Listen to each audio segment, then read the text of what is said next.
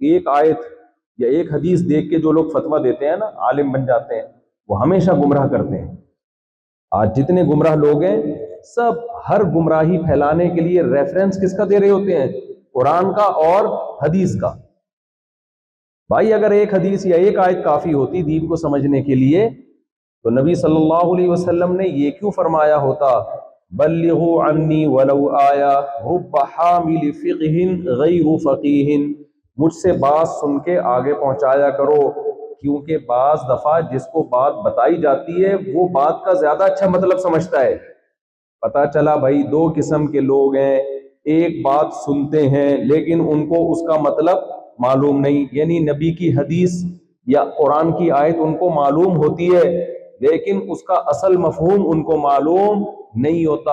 ایک وہ لوگ ہوتے ہیں جن کو قرآن کی آیت اور حدیث بھی معلوم، اور علم اللہ نے ان کو اتنی گہرائی دی ہوتی ہے کہ وہ اس کا مطلب بھی جانتے ہیں۔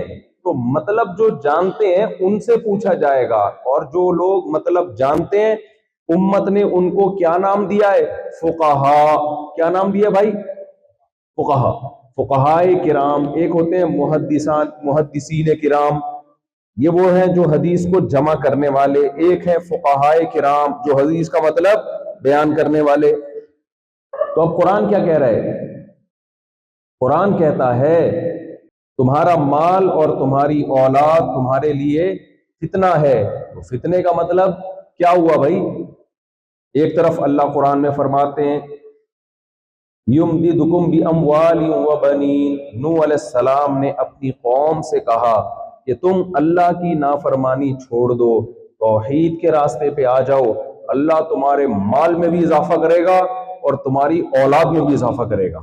ہیں بھائی، ایک طرف اللہ کہہ رہا ہے مال اور اولاد فتنہ ہے، دوسری طرف اللہ کہہ رہا ہے نیک بنو گے تو مال بھی بڑھے گا اور اولاد بھی۔ کیا مطلب؟ نیک بننے سے فتنوں میں اضافہ کرے گا اللہ تعالیٰ؟ ہے بھائی؟ تو پتا چلا بھائی جہاں اللہ نے مال اولاد اور بیویوں کو بھی فتنہ کہا اللہ نے، ان من ازواجکم، تمہاری بیویوں میں بھی فتنہ کیا ہے؟ فتنہ ہے، آزمائش ہے۔ کیا مطلب آزمائش کا؟ تو شادیاں کرنا چھوڑ دیں ہم تو میرے زندہ رہنے کا کوئی فائدہ ہوگا پھر؟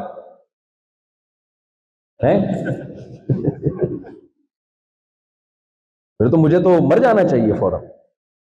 بھائی فتنے کا مطلب قرآن میں یہاں کیا ہے؟ ہر جگہ فتنے کا ایک مطلب قرآن میں نہیں ہے۔